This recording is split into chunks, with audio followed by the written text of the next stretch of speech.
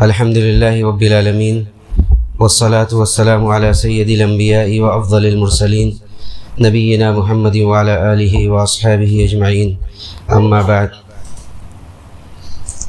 وعن عبد الله بن عمرو رضي الله تعالى عنه أن نبي الله صلى الله عليه وسلم قال: وقت الظهر إذا زالت الشمس وكان ظل الرجل كطوله ما لم يحضر العصر، ووقت العصر ما لم تصفر الشمس، ووقت صلاة المغرب ما لم يغب الشفق، ووقت صلاة العشاء إلى نصف الليل الأوسط، ووقت صلاة الصبح من طلوع الفجر ما لم تطلع الشمس. رواه مسلم. محترم بزرگوں، معزز حاضرین، کتاب الطہارہ مکمل ہو چکا ہے. کتاب الطہارہ میں جو ابواب باقی تھے اس کا تعلق براہ راست عورتوں سے تھا، اس لیے اسے چھوڑ کر کتاب الصلاۃ کو شروع کیا گیا ہے. کتاب الصلاۃ اور کتاب الطہارہ پہلے لایا گیا، اس کے بعد کتاب الصلاۃ، کیونکہ نماز کے لیے طہارت شرط ہے. طہارت کے بغیر نماز نہیں قبول ہوگی، نہیں صحیح ہوگی. اور نماز یہ شہادتین کے بعد اس دین کی سب سے اہم عبادت ہے، سب سے اہم ستون ہے. اللہ کے رسول صلی اللہ علیہ وسلم نے فرمایا کہ العہد الذی بیننا وبینہم الصلاۃ، کہ ہمارے اور غیر مسلموں کے درمیان جو حد ہے، جو فرق ہے، وہ نماز ہے. نماز ایک ایسی عبادت ہے کہ اللہ سبحانہ و تعالی نے اسراء و معراج کی رات میں نبی علیہ الصلاۃ والسلام کو براہ راست ڈائریکٹ نماز آپ کے اوپر فرض کی، اور پہلے 50 وقت کی نمازیں تھیں، کرتے کرتے پھر وہ 5 وقت کی بچی، اور 5 وقت کا ثواب یہ اللہ کی جانب سے اعلان کیا گیا کہ 5 وقت کا ثواب یہ 50 نمازوں کے برابر ہے. اور اللہ کے رسول صلی اللہ علیہ وسلم پہلے نمازیں 2 رکعت پڑھا کرتے تھے سوائے مغرب کے. پھر جب مدینہ ہجرت ہوئی تو 2 رکعت مسافر کے لیے باقی بچی، اور مقیم کے لیے جو 2 رکعت والی نمازیں تھیں وہ 4 رکعت ہو گئی، سوائے فجر کے کہ فجر کی 2 رکعت باقی رہی. تو اللہ کے رسول صلی اللہ علیہ وسلم نے متعدد احادیث میں نماز کی فضیلت بیان کی ہے، اور ہر حال میں ایک عاقل و بالغ کے اوپر نماز کو فرض قرار دیا. آپ نے فرمایا کہ صلی قائما فإن لم تستطع فقاعدا فإن لم تستطع فعلى جنب، کہ اگر کھڑے ہو کر نماز پڑھو، کھڑے ہو کر نہیں پڑھ سکتے بیٹھ کر پڑھو، بیٹھ کر نہیں پڑھ سکتے لیٹ کر پڑھو. لیکن نماز کسی بھی صورت میں معاف نہیں ہے. انسان جب سے عاقل و بالغ ہوا اس کے اوپر نماز فرض ہوئی، بلکہ اس سے پہلے نماز کی جس قدر تاکید کی گئی وہ کسی دوسری عبادت کی نہیں کی گئی. اللہ کے رسول صلی اللہ علیہ وسلم نے کہا کہ 7 سال کی عمر میں بچوں کو نماز کی تلقین کرو، پھر 10 سال کا ہو جائے نہ پڑھے تو اسے مارو. اگر 10 سال کا بچہ ہو جائے اور وہ نماز نہ پڑھے تو اسے مارو. تو اللہ سبحانہ و تعالیٰ نے نماز کو فرض کیا، اس لیے کہ نماز یہ اللہ و بندوں کا رشتہ ہے، جو دن میں 5 وقت بندہ اپنے رب کے سامنے حاضر ہوتا ہے اور اپنے رب سے مناجات کرتا ہے، مانگتا ہے. تو جب بندہ نماز نہیں پڑھتا تو اس کی زندگی کیسی ہوگی؟ روحانیت سے خالی. یہ خود جو انسان نماز نہیں پڑھتا اس کی زندگی میں جو بے برکتی کا جو عالم ہوتا ہے وہ خود اس کا گواہ ہوتا ہے. اسی لیے اللہ تعالیٰ نے یہ بھی فرمایا کہ ان الصلاۃ تنہی عن الفحشاء والمنکر، کہ نماز یہ برائیوں سے روکتی ہے. آدمی نماز پڑھنے والا جب مستقل نماز پڑھتا ہے وہ بڑے گناہوں میں اللہ کے فضل سے بڑے گناہوں سے محفوظ رہتا ہے.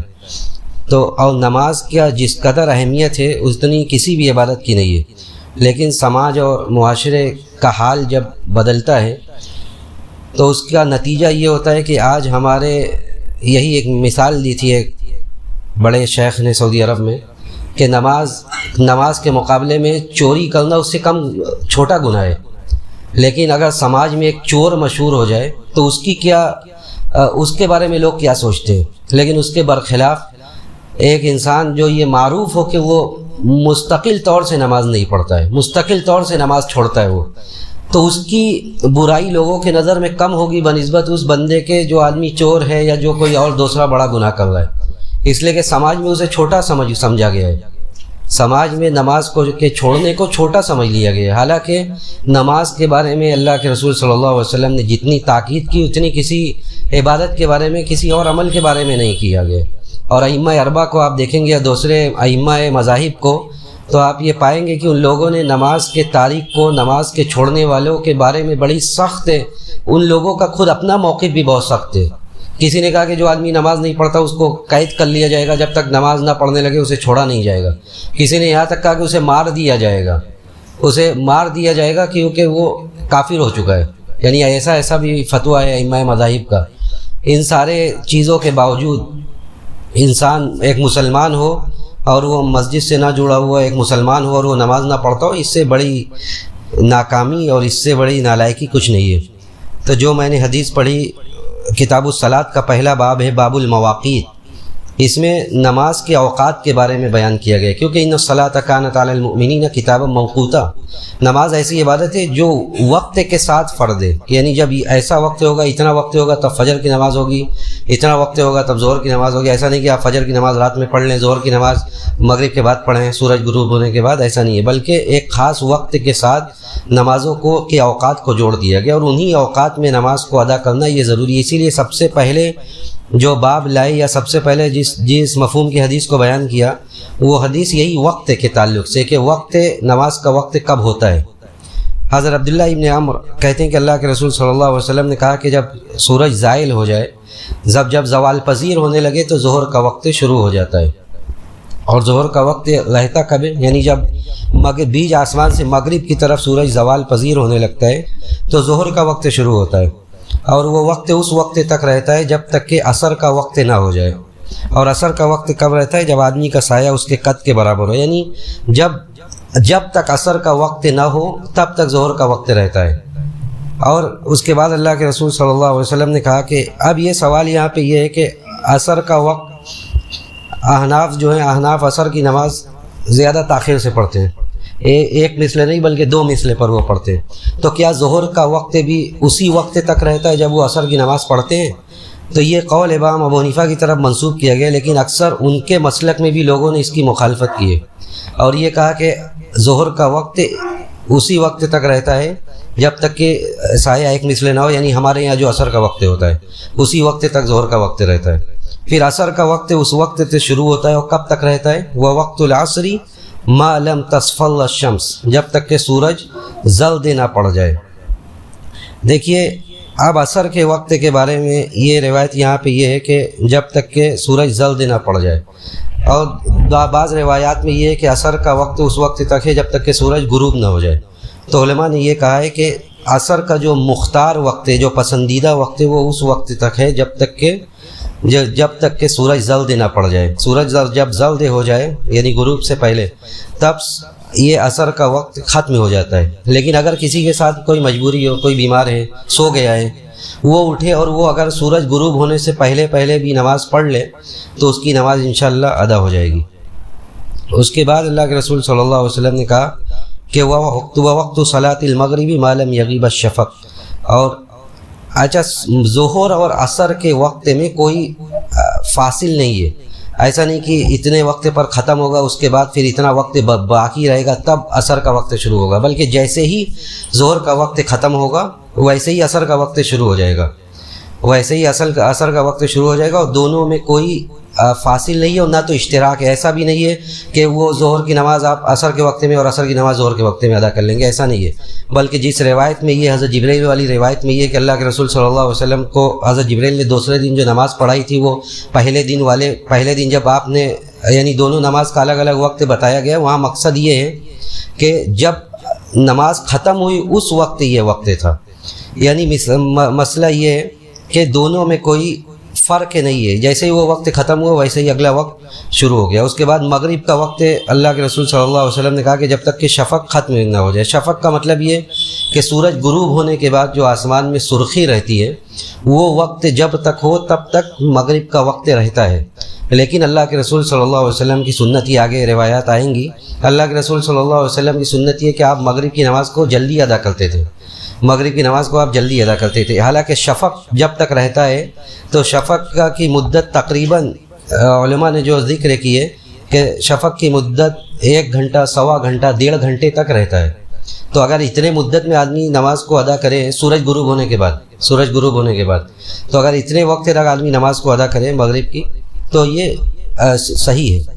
اور اس طرح بھی نہیں ہونی چاہیے جو بعض مساجد میں اور خاص طور سے دوسرے مسلک کی یہ اذان ہوئی اور دو رکعت بھی ادا کرنے کا موقع نہیں دیا گیا اور جھٹ آپ کی اقامت ہو گئی اور نماز شروع ہو گئی، بلکہ آرام سے دو رکعت پڑھا جا سکتا ہے۔ اور اللہ کے رسول صلی اللہ علیہ وسلم سے خود ثابت ہے کہ آپ پڑھتے تھے اور صحابہ کرام پڑھتے تھے۔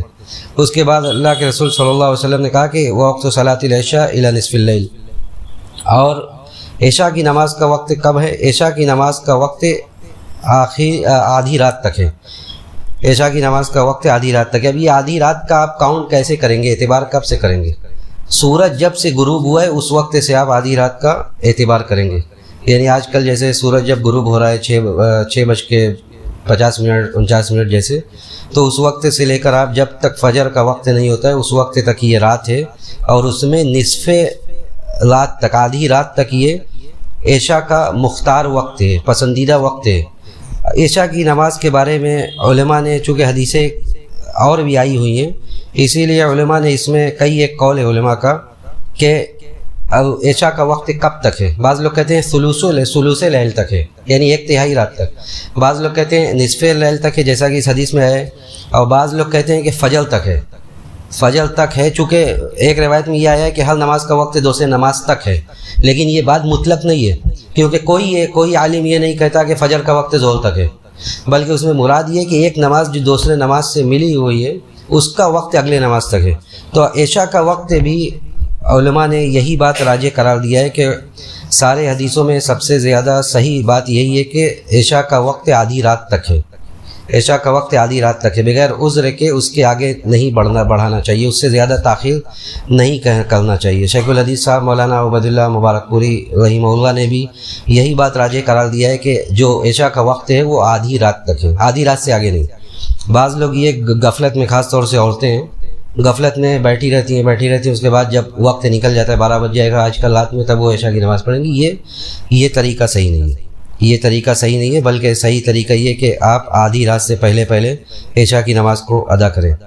اس کے بعد اللہ کے رسول صلی اللہ علیہ وسلم نے فرمایا کہ وقت صلاۃ الصبح من طلوع الفجر ما لم تطلع الشمس، اور فجر کا وقت طلوع فجر سے، یعنی صبح صادق سے لے کر فجر صادق سے لے کر جب تک کہ سورج طلوع نہ ہو جائے اس وقت تک رہتا ہے، اس وقت تک فجر کا وقت رہتا ہے، یعنی اس وقت تک نماز آپ کی ادا ہوگی، اس کے بعد اگر نماز آپ کی چھوٹ گئی ہے تو وہ قضا ہوگی۔ اور اللہ کے رسول صلی اللہ علیہ وسلم فجر کی نماز گلس میں پڑھتے تھے، یعنی اندھیرے میں پڑھتے تھے، وہ اندھیرا جو صبح کے روشنی کے ساتھ مل جاتا ہے، یعنی ایسا نہیں کہ بالکل جب روشنی ہو جاتی تھی تب آپ پڑھتے تھے۔ تو فجر کا وقت یہ ہے، اللہ کے رسول صلی اللہ علیہ وسلم کی سنت، آگے ان سارے ایک جو یہاں اجمال سے بیان کیا گیا ہے مختصر، آگے ایک چیزوں کی، ظہر کے وقت کی، عصر کے وقت کی، فجر کے وقت کی ایک حدیث انشاءاللہ اس باب میں آگے آتی رہے گی۔ ہم اللہ سبحانہ و تعالیٰ سے یہی دعا کرتے ہیں کہ رب العالمین ہمیں نماز کا پابند بنائے، اس کے سنن و واجبات کے ساتھ اور سب خشوع و خضوع کے ساتھ نماز کی ادائیگی کی توفیق نصیب فرمائے۔ وصلی اللہ علی نبینا محمد وعلی آلہ و اصحابہ اجمعین، والسلام علیکم ورحمۃ اللہ وبرکاتہ۔